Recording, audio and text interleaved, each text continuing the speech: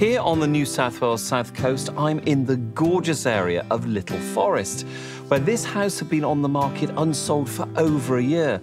Not a pretty real estate picture. The mess and disrepair really let down the beautiful surroundings, but now it's picture perfect. Inside, the dark, heavy interiors have had a rebirth. Shayna wanted to make the views the hero. Light, natural tones in the living and kitchen blend with the landscape, while carpet, lights and window blinds revive the bedrooms. The bathroom is all about clever cladding. Granite sheets and vinyl planks say luxury and class, but for me, the real hero is downstairs.